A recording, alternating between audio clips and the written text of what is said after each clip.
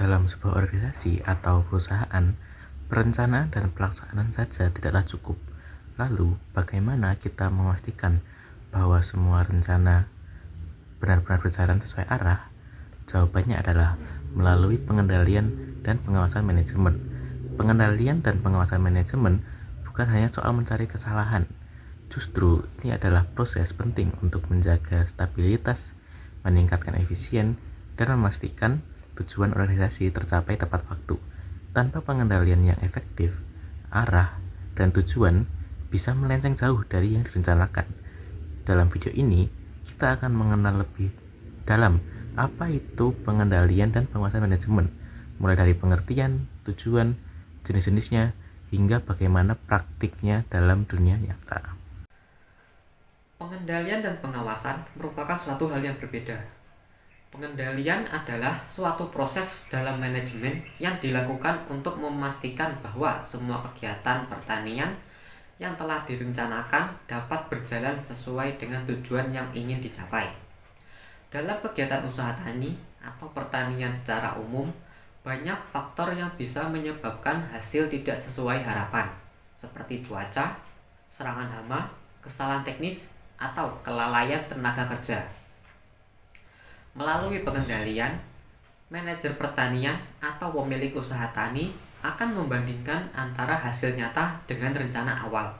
Jika ternyata ada perbedaan, misalnya target panen tidak tercapai, maka akan dilakukan analisis untuk mengetahui penyebabnya.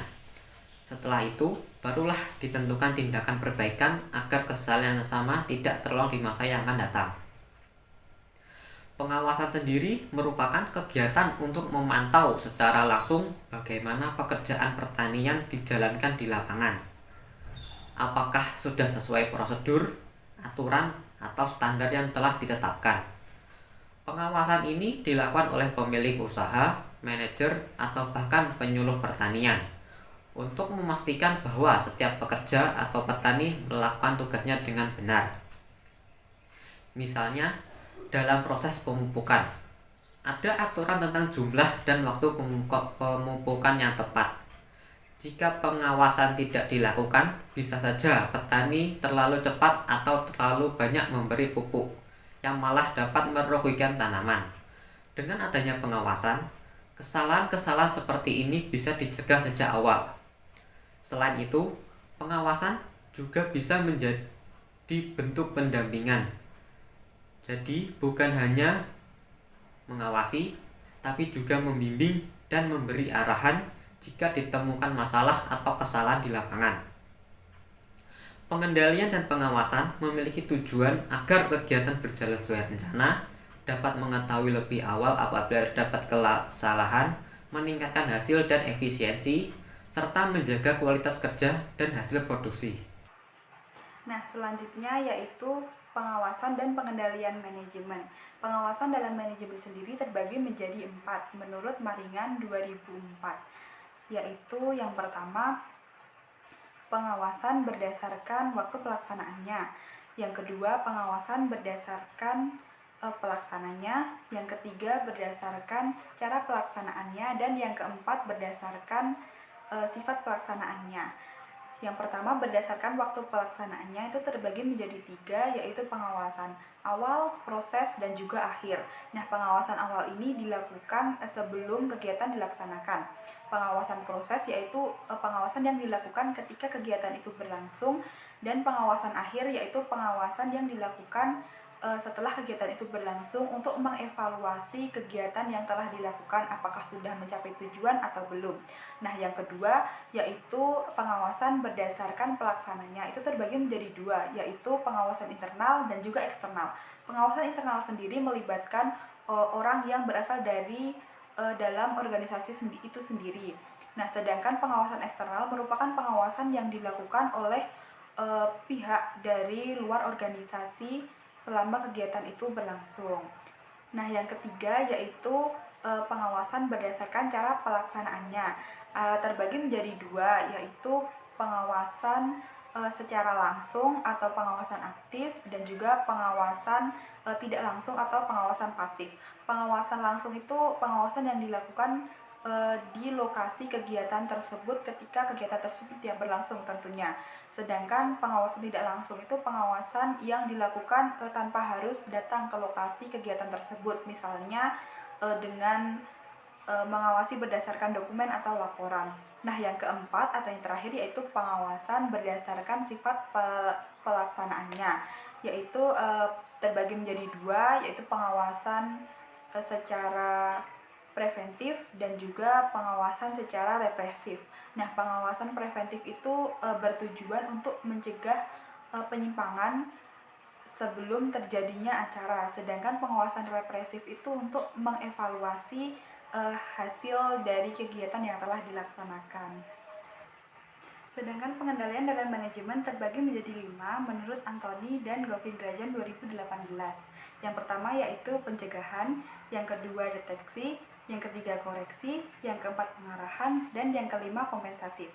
Yang pertama yaitu pencegahan, merupakan pengendalian yang dilakukan sebelum suatu kegiatan itu dilakukan untuk mencegah terjadinya kesalahan yang sudah terjadi sebelumnya.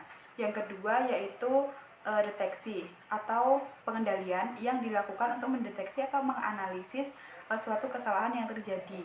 Yang ketiga yaitu koreksi. Hal ini untuk mengoreksi suatu kesalahan agar tidak terulang kembali.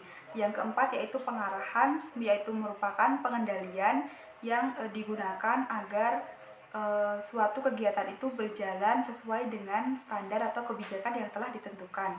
Dan yang terakhir yaitu kompensatif, yang merupakan pengendalian yang digunakan untuk memperkuat suatu pengendalian lain yang dalam pelaksanaannya itu lemah atau tidak terlalu dapat diterapkan. Nah, di sini saya akan menjelaskan mengenai tahapan proses dari pengendalian dan pengawasan manajemen ekonomi pertanian, terutama dalam produksi pertanian itu sendiri. Langkah awal yang bisa kita ambil adalah untuk menetapkan standar dan indikator kinerja. Kenapa sih hal ini dibutuhkan? Hal itu penting karena akan menjadi tolak ukur keberhasilan dari kegiatan pertanian yang kita laksanakan. Contohnya, kita bisa menetapkan standar berupa dalam 1 hektar lahan kita itu akan menghasilkan 7 ton hasil panen. Lalu biaya produksinya tidak lebih dari 10 juta dan hasil tanamnya itu tidak lebih dari 100 hari. Indikator ini penting karena akan digunakan sebagai pembanding antara rencana dan juga hasil akhir yang akan kita dapatkan nanti. Untuk jenis indikator ini ada 2, yaitu indikator kuantitatif dan juga kualitatif. Untuk indikator kuantitatif sendiri itu meliputi jumlah produksi, biaya, dan waktu, dan untuk indikator kualitatif itu meliputi kualitas produk dan kepuasan konsumen. Yang kedua yaitu ada pengukuran pelaksanaan dan hasil. Setelah kita punya standar, kita perlu untuk melakukan pengukuran. Jadi di sini kita perlu mengumpulkan data nyata dari lapangan, bisa dalam bentuk berapa jumlah bibit yang akan kita gunakan, berapa kali kita akan melakukan pemupukan dan penyemprotan, sampai hasil panennya itu jadi berapa ton.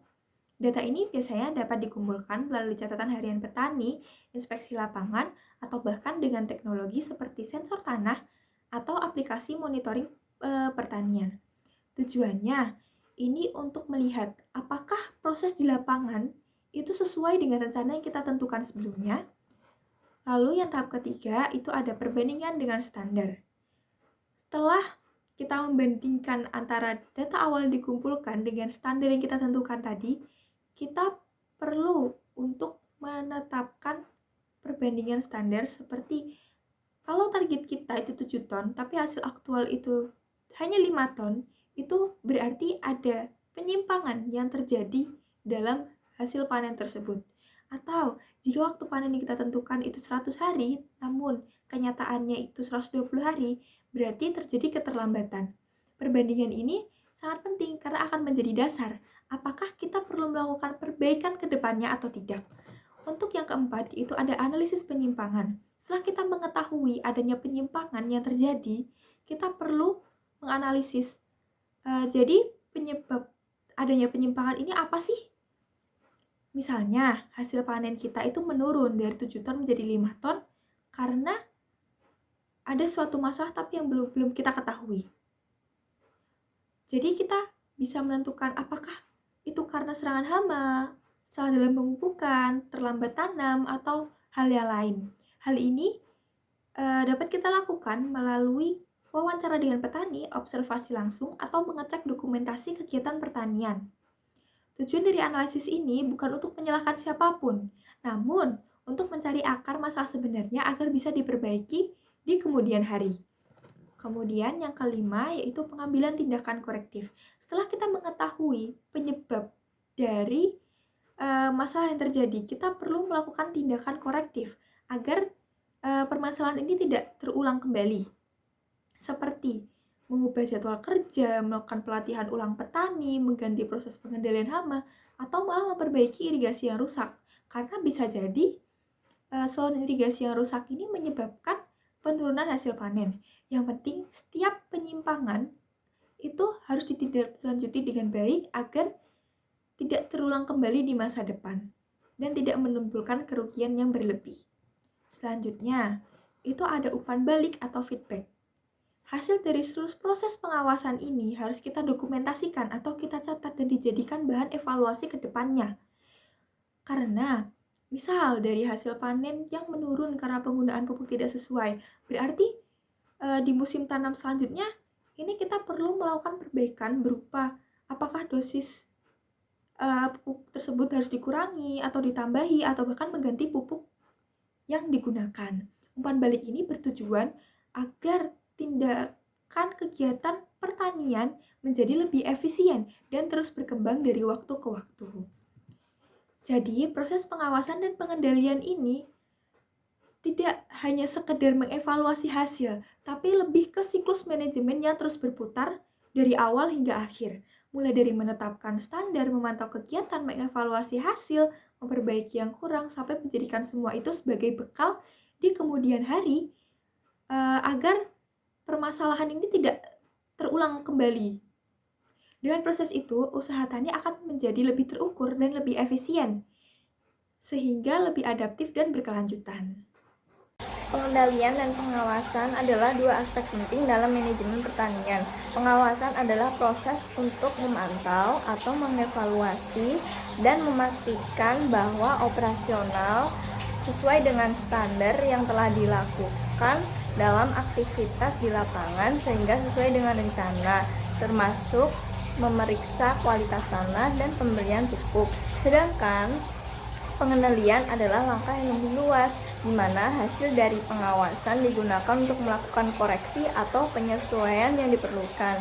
Jika ada penyimpangan atau masalah yang terdeteksi melalui pengawasan, tindakan pengendalian akan diambil untuk mengembalikan proses ke jalur yang sesuai dengan rencana.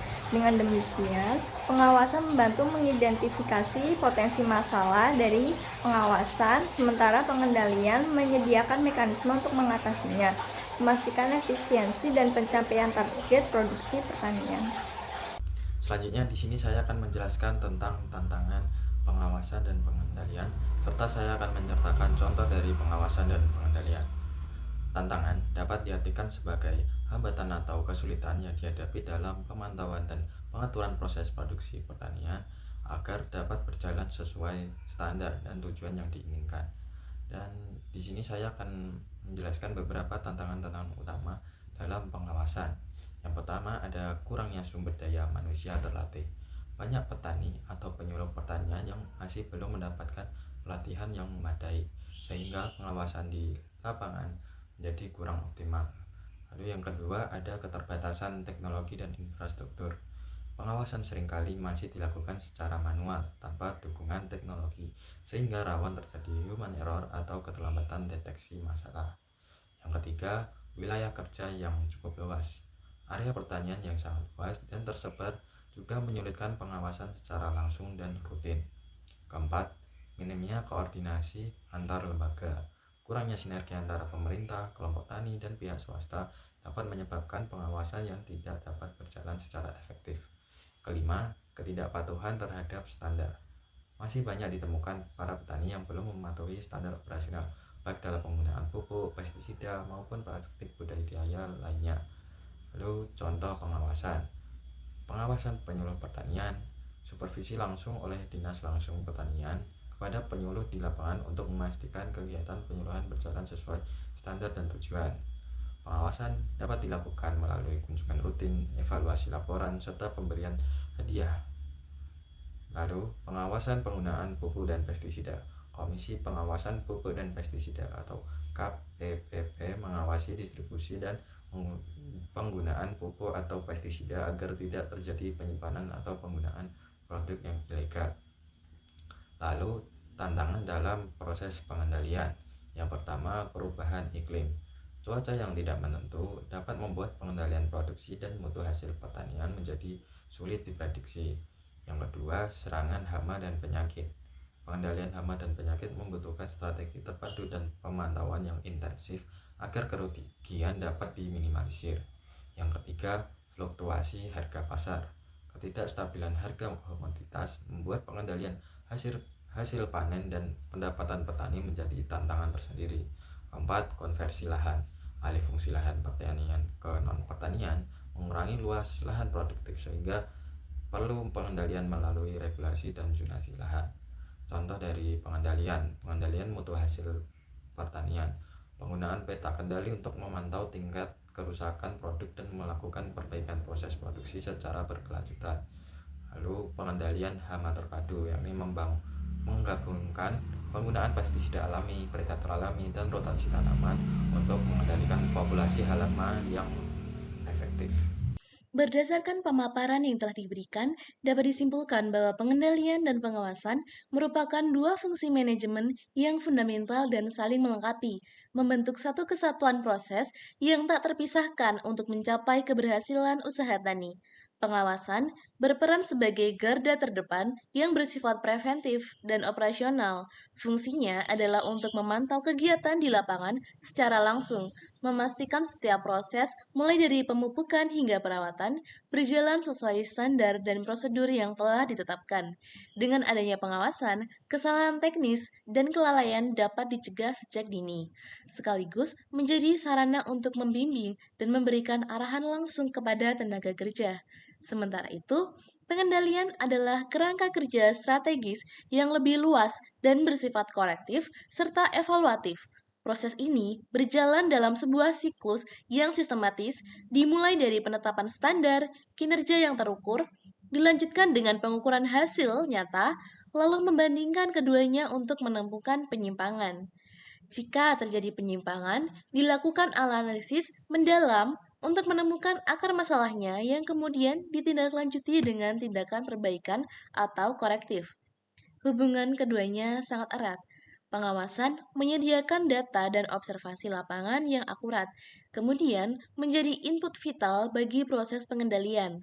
Tanpa pengawasan yang baik, pengendalian akan kehilangan kemampuannya untuk mendeteksi masalah sejak dini.